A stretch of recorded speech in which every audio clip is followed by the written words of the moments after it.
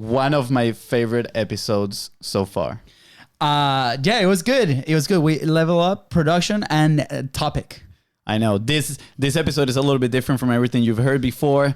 We have like clips and segments and some epic commentary, and we're talking about how Alex Hormozi grew his following by 1 million followers in 6 months. Yeah, we talked about the $100,000 piece of advice that Grant Cardone gave him.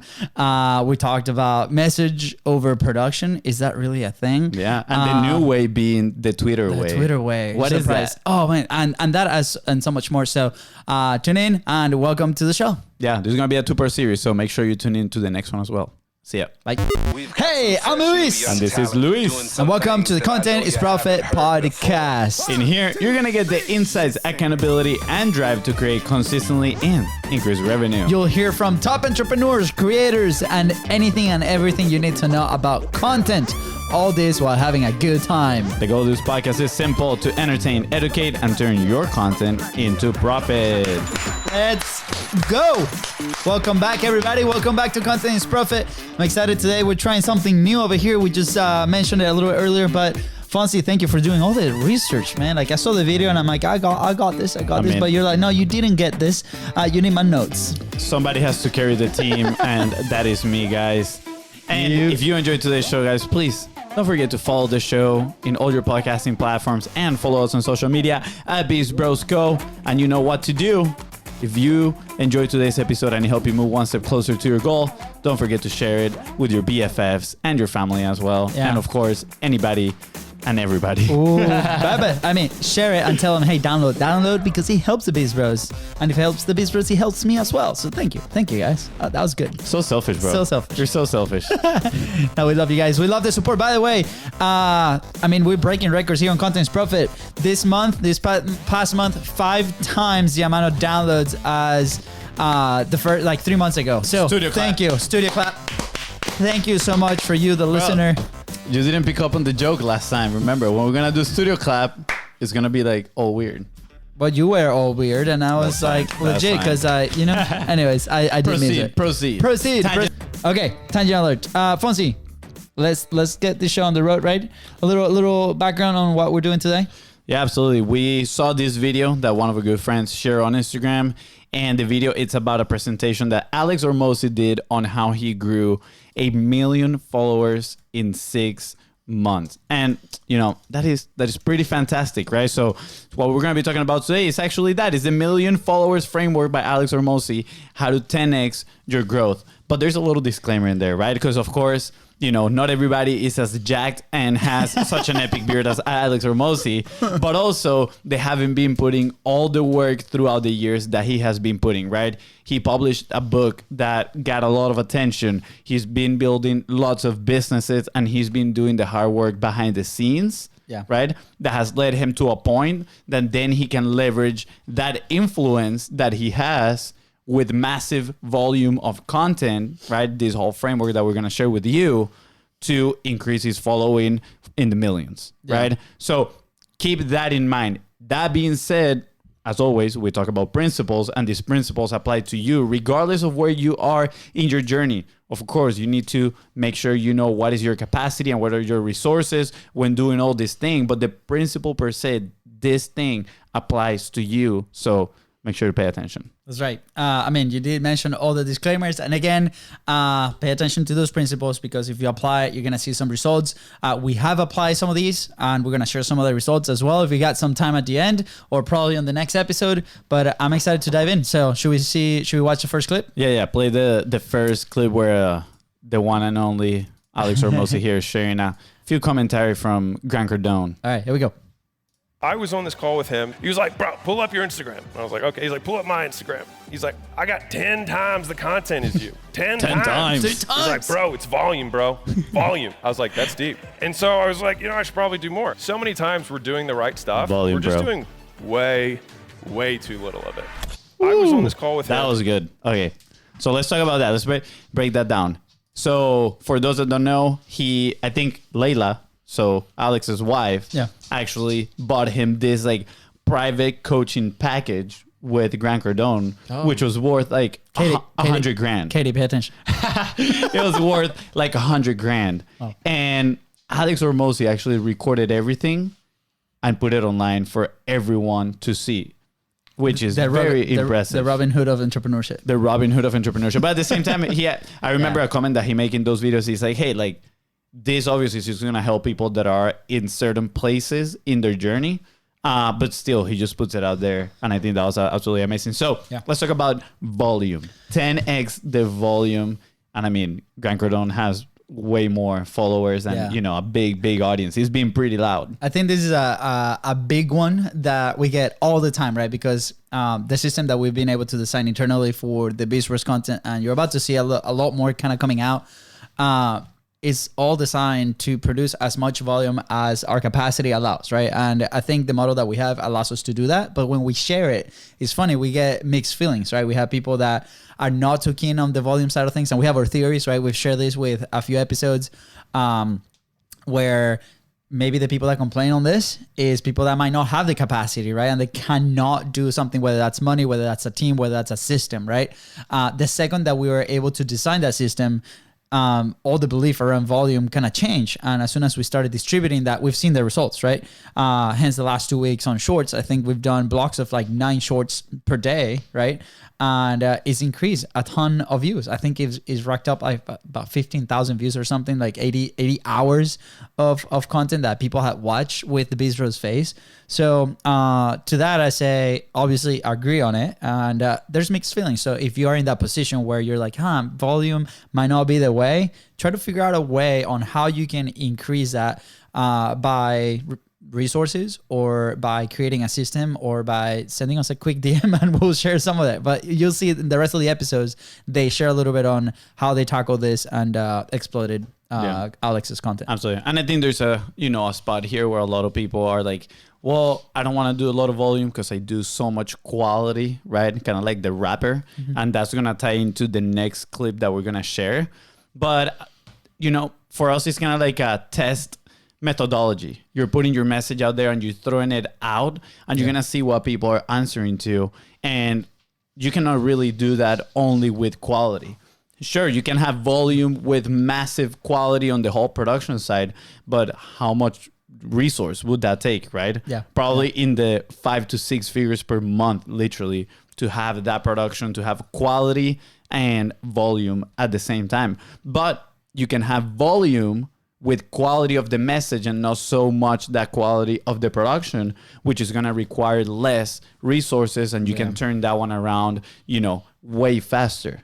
And I think that ties in to our next clip. You want to play it? I think this is going to be like a multi-episode thing, just so you know, because like there's so much thoughts, as we close. It's a lot of juice. There's a lot of juice in here. It's a lot of juice, on the volume side. As right before I share the next clip, it just also allows you to create more opportunities online to gather feedback, right? Like with the amount of shorts that we've been publishing last week, we've been able to gather where are people kind of tuning in, what are they liking, what are they consuming more time, and those are ideas and pieces of content that we can develop a little bit more. So for example, this video, this is not ours, right? The clips that we're playing, but it got a ton of traction, right? So that's an indicator that people really want to learn about this. And then that's why we're creating this episode. And we got to mention proper credits to Think Media. They produced this video on YouTube. So full credit to them on this video.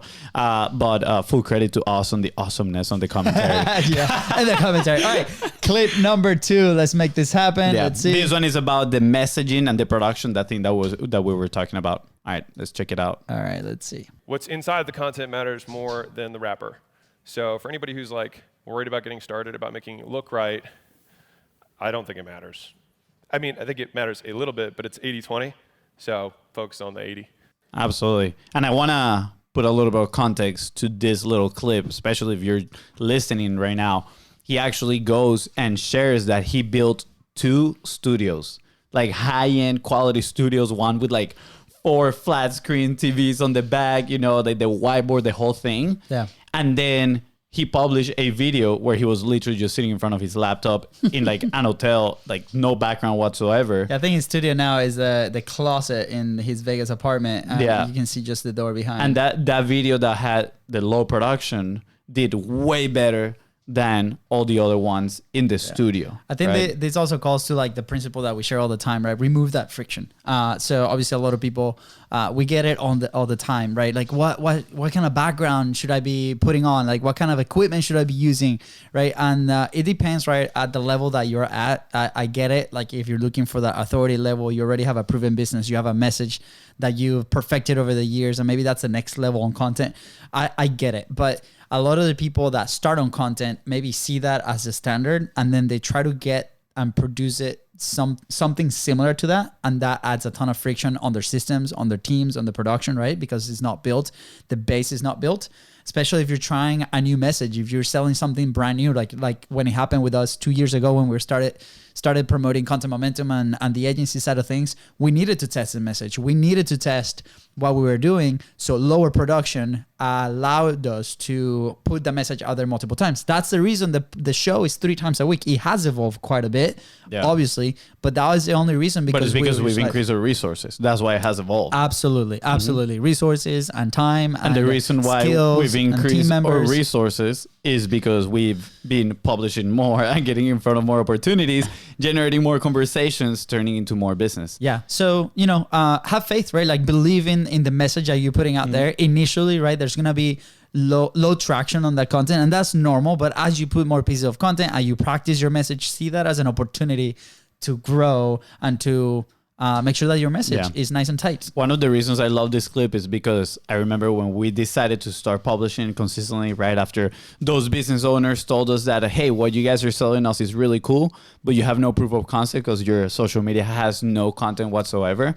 That gut punch that we experienced. Oh boy. I remember that we were, when we came up with the 45 live challenge, going live on Facebook for 45 days in a row, the whole thing was let's decrease friction and literally focus on the quality of the message. I remember that I personally, at that time, I didn't truly believe in that because I also focused on high quality. I loved high quality, right? Pretty much my content journey started by watching high quality YouTube videos like Peter McKinnon, very high end productions. Casey Neistat. Really cool videography. Casey Neistat, right? Each one has their style that you can tell they put so much effort into it. And my perception is if you don't have content like that, it's going to be very difficult to be successful. So when we started doing the 45 Live, I remember that we came up with the motto of quality of the message over quality of the production. And that was a message that we just would repeat ourselves every single time. Quality of the message over quality of the production. Quality of the message over quality of the production. Until I believed it. Until I was like, okay, good.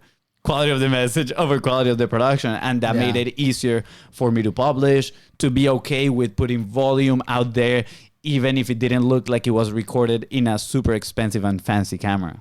Yeah, I love it. And to this day, right, it might look nice, but we are on probably like a $50 webcam. Like it's not a DSLR or crazy camera, right? And obviously there's some accessibility, right? And at the end of the day, it's like, what do you feel comfortable? But at the end of the day is that belief that you got to put it out there, right? Absolutely. So start loading clip number 3 here. And, after you start trusting on the quality of the message over quality of the production, there's something that's going to happen. You're going to say, okay, well, how do I talk for so long? How do I create that many pieces of content? And this is where Alex shared what is his content creation model, right? Identifying his ideas. And it's actually really cool. We have, I feel like, a somewhat similar process. Yeah. We'll show the clip and then we'll share what we do. Yeah. And then, we'll share our opinion and everything. So, all right, hit it. All right, here we go. And the new way is the Twitter way, which is being blocked by the thing because it formatted weird. But I post all of those ideas as tweets on Twitter rather than just sending them to myself. And so all of a sudden, what used to be my inbox is actually just my tweet thread. Ooh, and the new that's good. So that was juicy. All right. So he's talking about his idea creation process and how his idea capture process as well to then turn that into content. Well, the clip started, and I think we didn't cut it in the right time, but basically he started to share how he used to do it, where he would send an email to himself every time he had an idea or every time he saw a piece of content that was out there versus a new idea, which is what he just said. Yeah, he would just send it to his email and then he's like, okay, cool, I'll get to it back later, which already adds friction, right? But what he mentions here is that Twitter has become that idea capturing platform, because first, it is very forgiving. Like, it's so fast paced and you can put so many stuff out there that, you know, people read it and they just keep going. But if something resonates, it resonates and people start commenting, engaging with it. You know, he can use Twitter as a sort of stream of consciousness, kind of like a little journal for his thoughts, which is really cool because you're just putting it out there. And at the same time, you have a record kind of organized on what are these topics that are coming to your head.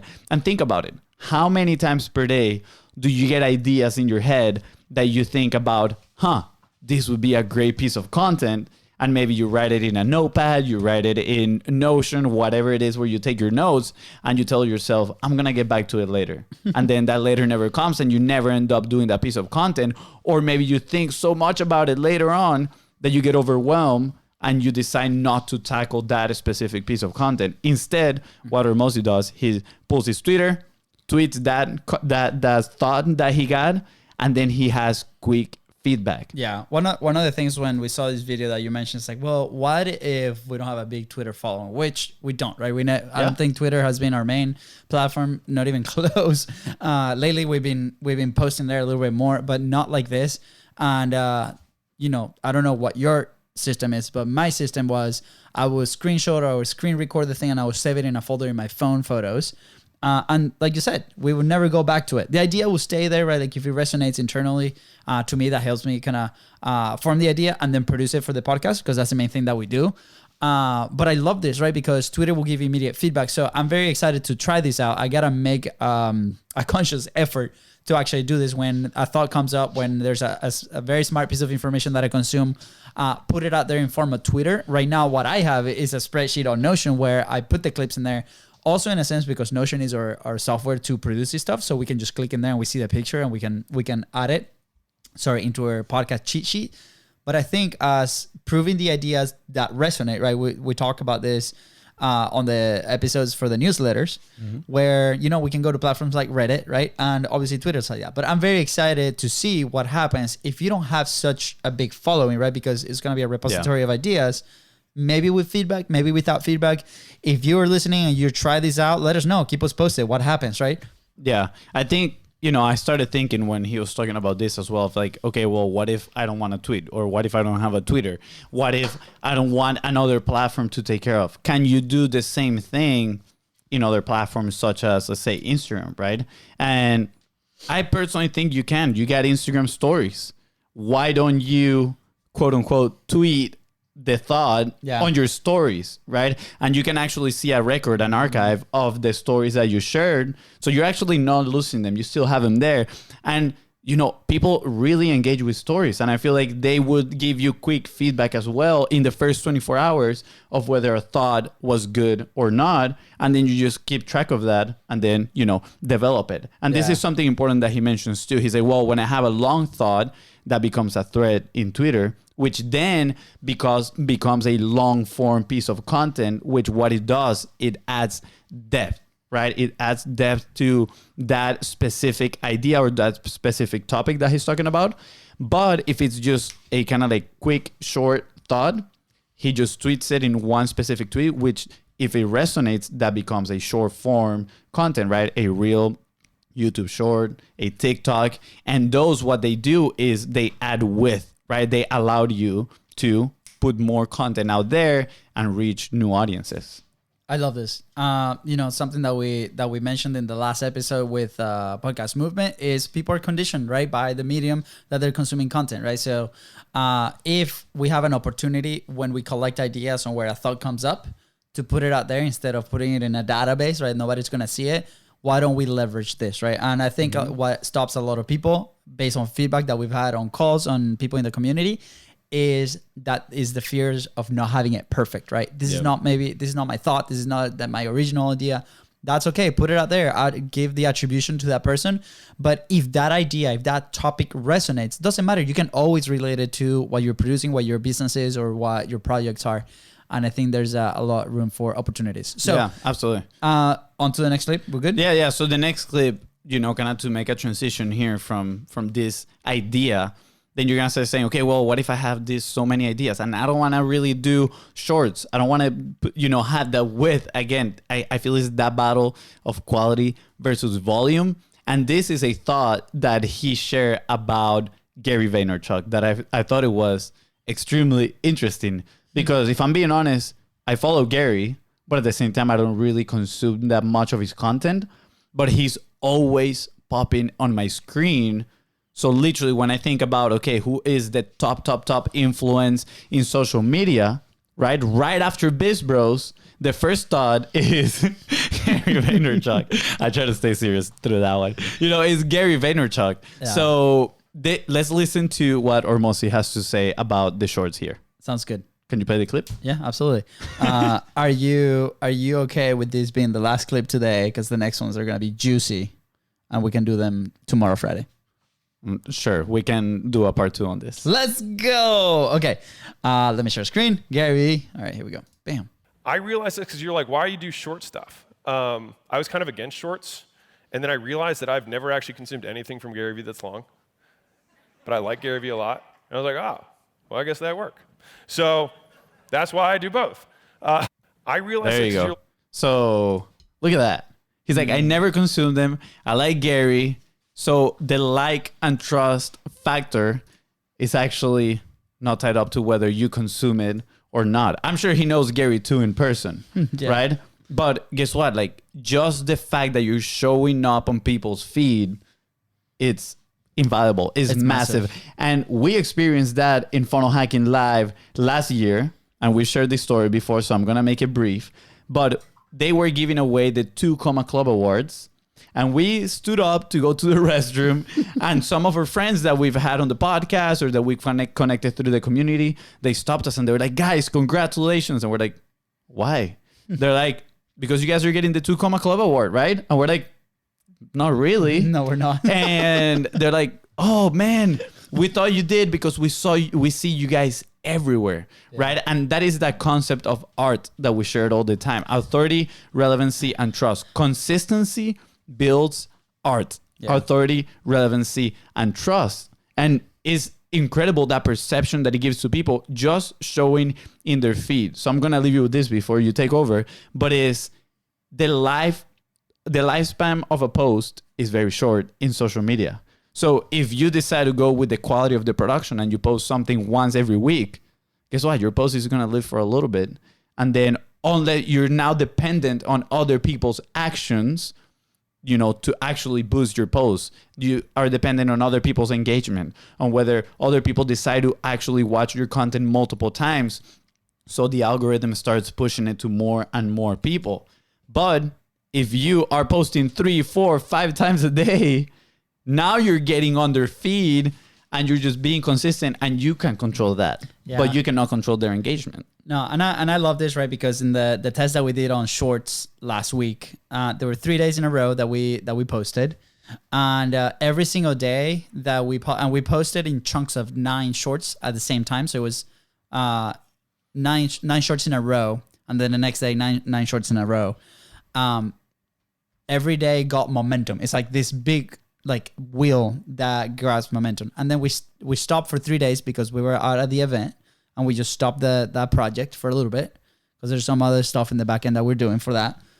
And then when we restarted the publishing, when we caught up again, it felt harder to get that momentum again. It was like smaller views or smaller reach. And then the second day that we posted, a little bit more. And then the third day that we posted, a little bit more. So this obviously tells us something, right? If the platforms rewards you for that consistency, right? Whether that's 9 shorts, 2 shorts, 1 short, whatever that is, make sure that it's consistent day in and day out. So measure your capacity. We talk about this all the time in the publishing pyramid. Whether that's your time, whether that's your team, what are those resources so you can stay consistent over time. And keep this in mind. I was on a call earlier today and we're talking about this. The time, make sure that you allocate the time for the creation. That gives a lot of energy to a lot of people, right? Time for the creation, time for the production, whether that's you or your team, and then the time and the resources for the distribution, whether that's you or your team. Creation, obviously, if you're the face of it, obviously you, but keep in mind the other 2 because most people don't pay attention to that. So, dude, I love this. Yeah, we should be doing more of this. Yeah. Next week. I know. Next episode. There's a few things here that we're gonna share. You know, we're gonna talk about how to simplify, or the virality simplified. What's the secret recipe coming from Mr. Beast?